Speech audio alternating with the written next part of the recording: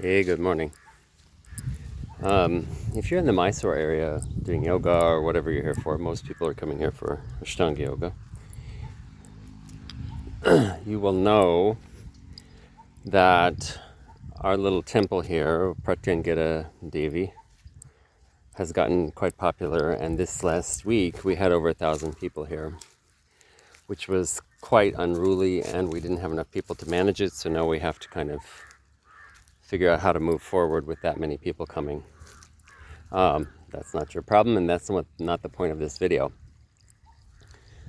The biggest thing is a lot of people ask me a lot of questions, and my friend who's here from the US, her son asked one question that I thought was really interesting and really good, and so I wanted to make a little video about it.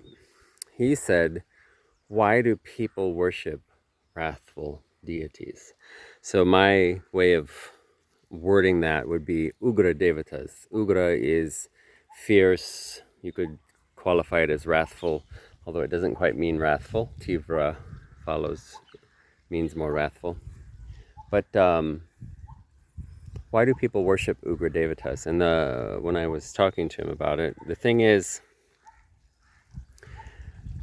when we're worshiping any form of God,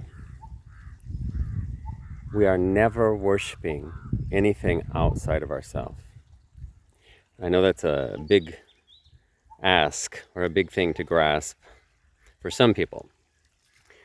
So say you have a lot of self-doubt, or you're mean to yourself verbally, mentally saying, you're not worth much, blah, blah, blah. So you treat yourself in a fierce way. Very often you're the kind of person who's going to be drawn to worship a Devi or a Deva that is fierce and has a lot of Shakti, and is going to seem to other people as if they're cruel. But what you're doing is you're trying to tap into that aspect of yourself, and through that love yourself into the fact, knowing that you are worth feeling good about yourself. And so these Ugra Devatas, if you are choosing to worship them, would be the exact ones who will destroy these parts of your personality that are being cruel to you. Also, when one is cruel to oneself, and cruel might be too strong a word for some people. Some people might just be a little bit harsh or something like that. I tended to be quite harsh with many people, including myself. When people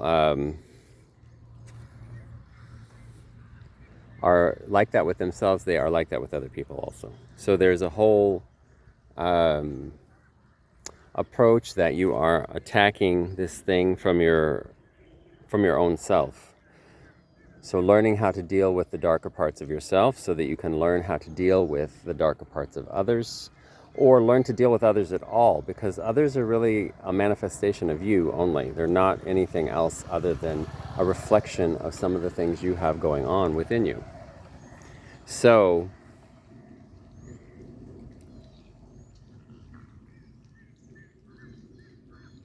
when you find yourself drawn to, say, like for my case, I tried to avoid Kali. She kept creeping around. Shiva was there, and Shiva was very peaceful, so I thought, okay, I can deal with him. I was trying to be peaceful, but I was not embracing and understanding that I was not being peaceful within myself. So when I started worshiping Kali, all of this emotional stuff came to the surface that I had been burying, that I had not been dealing with, that had been repressed in some way. I didn't have a bad childhood. I didn't have a bad, existence up until now. I always was okay most of the time with life and with things, even though I didn't like being in school. That was one of my worst things. I hated school. So Kali kept coming around, and when I finally started learning how to do worshipful practice toward her, I very quickly realized these feelings were coming from within me, and I had to start looking at them. And looking at them is hard for most of us. We don't want to do it. So when you are forced to do it, it seems like very wrathful. You're being hard on yourself.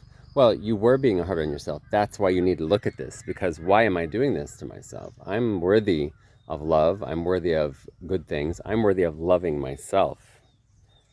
And that's what she does, is she says, here's this. This is what you're doing. Look at it. Here's that. That's how you're treating that person. Look at it. Here's this. This is what you're doing to you. Look at it. Embrace it. Know that it is who you are and who you've been.